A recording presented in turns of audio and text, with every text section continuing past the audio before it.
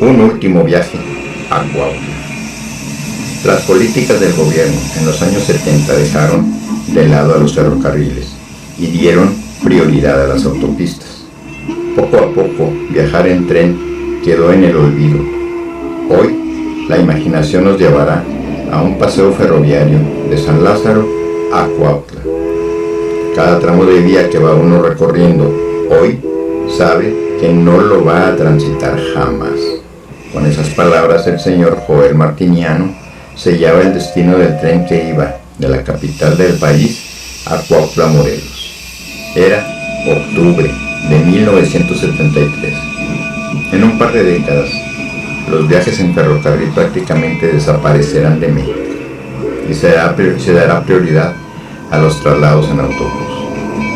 Hoy les invitamos a usar la imaginación para abordar el tren que conectó a la estación de San Lázaro con el estado de Morelos, un ramal de vía angosta de ferrocarril interoceánico, proyecto ferroviario en principio europeo que intentó conectar los dos puertos más importantes del país, Veracruz y Acapulco. Si bien la ruta fue lugar de sucesos históricos e intervinieron personajes memorables, esta vez privilegiaremos a las voces cotidianas, esas que la recorrieron durante casi un siglo. Por ser una ruta de ferrocarril de vía angosta, los trenes de pasajeros eran pequeños y la vía medía 90 centímetros de ancho. Los anchos de vía tenían que ver con las empresas constructoras. Las europeas privilegiaron las vías angostas y las estadounidenses la vía ancha. En la jerga popular, este ramal se conoció como el tren de juguete. El convoy de 3 carros transportaba alrededor de 60 personas por vagón y en ocasiones llevaba uno adicional para grandes bultos. Nuestro viaje comienza en San Lázaro, la estación ferroviaria ubicada en el oriente de la ciudad, la cual favoreció al marginado barrio. Las estaciones se levantan airosas y risueñas, haciendo descansar la vista. La locomotora agita su penacho de humo y lanza su grito agudo y simpático que va a despertar a quien duerme. Aquí funcionó la estación de ferrocarril de San Lázaro hasta la década de 1970. La estación era muy grande, según recuerda Rosa Lara, vendedora de flores en el mercado de Jamaica. Había un jardín y dentro del edificio una zona de espera con una pieza en forma de luna donde vendían los boletos. Según relata, en el sitio dormían tanto viajeros como personas en situación de calle, por lo cual era adecuado tener cuidado. Cuando era niña, doña Rosa acompañaba a su mamá a vender hierbas, manzanilla, huicle, ruda, romero y otras en la calle de Santa Escuela, cerca de la Merced. Ambas abordaban el tren en la estación de su pueblo, Ozumba, a eso de las 6 de la tarde, y llegaban a San Lázaro a la 1 de la madrugada. Madre e hija permanecían en la estación hasta las 5 de la mañana, cuando llegaban los diableros, quienes llevaban su mercancía, que eran manojitos envueltos en una manta y luego en un costal, a su punto de venta. Los boletos se compraban en la estación, y ya en el convoy, un inspector los revisaba y les hacía un hoyito, corroborando que se había pagado conforme a la distancia que se recorrería. El ramal San Lázaro-Cuautla pasaba por los pueblos del volcán. Pertenecían al gran ferrocarril interoceánico que conectaba la capital del país con Guerrero y Veracruz. Los trenes de pasajeros eran pequeños como sus vías de 90 centímetros de ancho. Los compartimientos de los carros eran muy pequeños como para resguardar bultos y paquetes. Estos últimos se guardaban en un vagón especial llamado Carro Express, donde se registraban y se les colgaba una etiqueta para ser identificados por su dueño. Era muy importante hacerlo de esta forma, de no ser así, podría suceder lo que vivió la mamá de doña Rosa, el día que no alcanzó a registrar un bulto con hierbas, como no podía tenerlo consigo, lo escondió en el baño, y para su mala suerte, el auditor lo encontró y lo aventó por la ventanilla del tren. De acuerdo con don Carlos Barreto, quien trabajó maniobrando locomotoras, el orden de los trenes era el siguiente. Primero era la locomotora, luego el carro express, después el carro de correos, los vagones de pasajeros de segunda clase y al final los de primera. El convoy de primera clase tenía calefacción, asientos cómodos y baños con luz. Según relatos de antiguos viajeros, en segunda clase se podían transportar pequeños animales. En este paseo imaginario viajamos en el vagón de segunda clase. Con un poco de suerte nos encontraríamos a doña Serafina Lima, quien regresaría de visita de su pueblo, Tepeltistla, en los años 40. Mi mamá platicaba del tren con mucha nostalgia, me decía, que era muy pequeñito y que era un tren de vía angosta.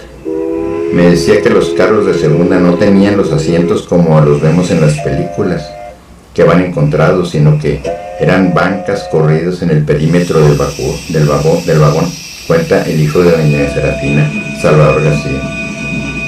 Una de las grandes virtudes de esta línea ferroviaria era el paisaje. Los 25 km/h de velocidad promedio que alcanzaba el tren hacían posible apreciar el entorno rural que pasaba de clima templado a cálido.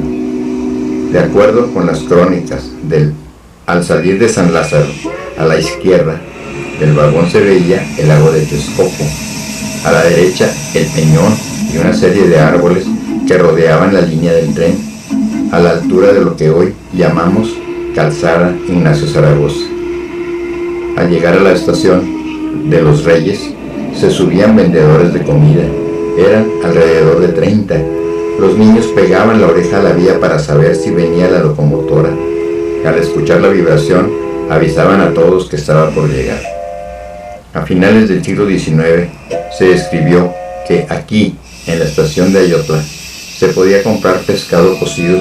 En este último poblado, los vendedores rodeaban el tren ofreciendo pan también, tortillas, pescado blanco y aceitunas, y curado a los viajeros.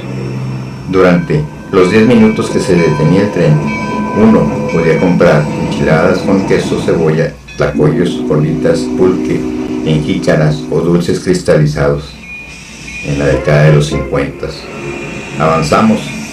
El camino rodea lo que alguna vez fue el lago de Chalco y comienzan a verse los volcanes, el Iztaccíhuatl y el Popocatépetl, dejando atrás Tenango del Aire y algunos otros pueblos con casas de adobe y techos de paja.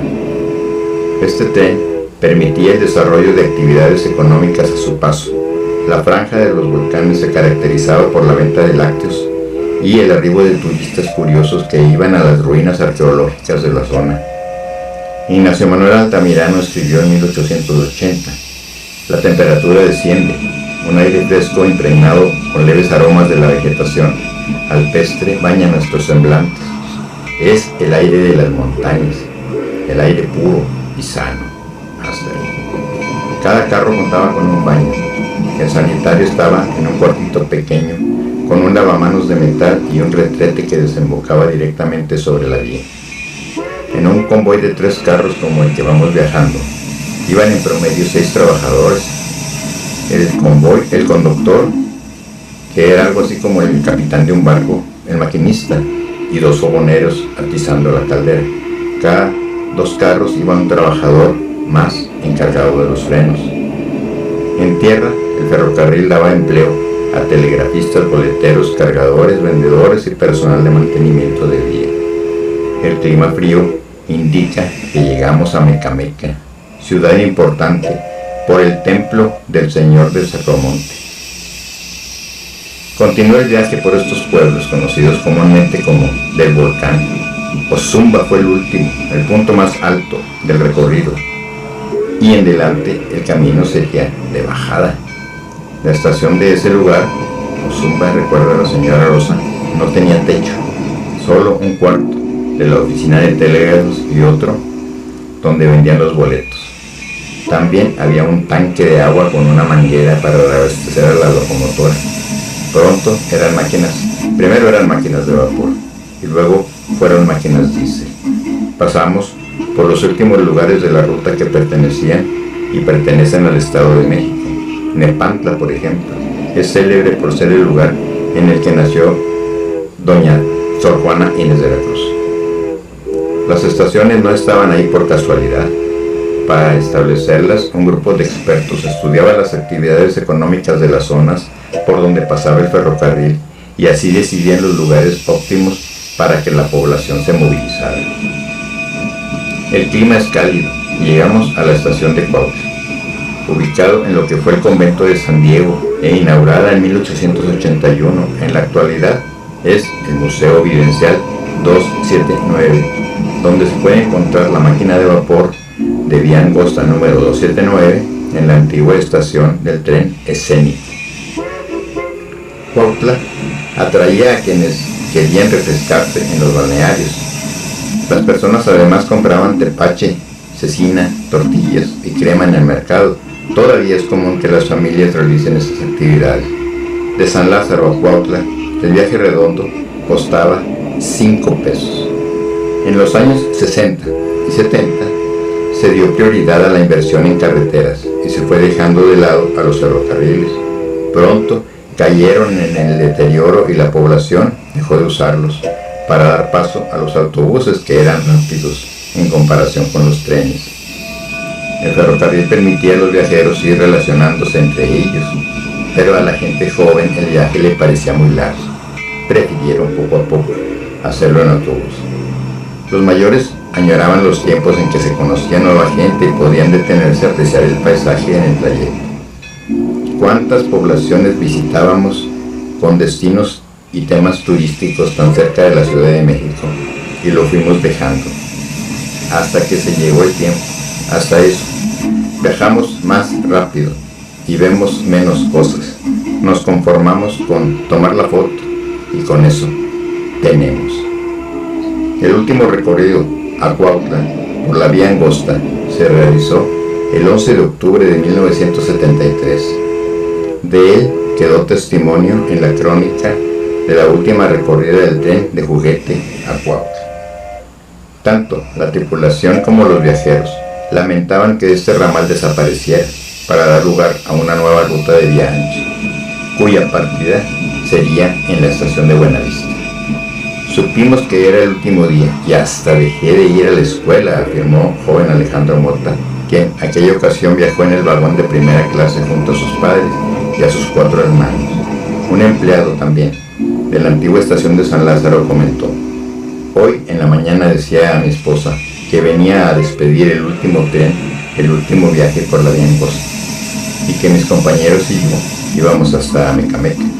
Ella no me lo creyó y me dijo que era un pretexto para irme con mis amigos.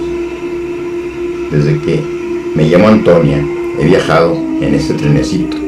Ahora me voy a hacer un lío para viajar hasta Ayapango. Los camiones quedan tan retirados y el servicio es tan malo que ¿qué voy a hacer?, decía doña Antonia. Viajó en la última corrida del tren de vía angosta a Cuautla. Al día siguiente se inauguró la vía, la nueva vía ancha que partía de Buenavista. Funcionarios y políticos estuvieron presentes. Ahora el viaje se haría en 3 horas, pero sin pasar por varios pueblos. Con el tiempo la estación San Lázaro quedó en el abandono y después fue demolida para construir una unidad habitacional. Antes la gente se tomaba más tiempo para disfrutar. Vivía una vida más tranquila y menos rápida en todos los sentidos. Hacían amigos en los ferrocarriles. Todos estamos llorando por este trenecito. No sé cómo le voy a hacer porque el camión pasa muy lejos. Fueron algunas de las reacciones de los usuarios que nunca más volverían a viajar en el trenecito. Y así termina nuestro viaje y nos despedimos del tren de juguete, el gigante que cruzaba los volcanes.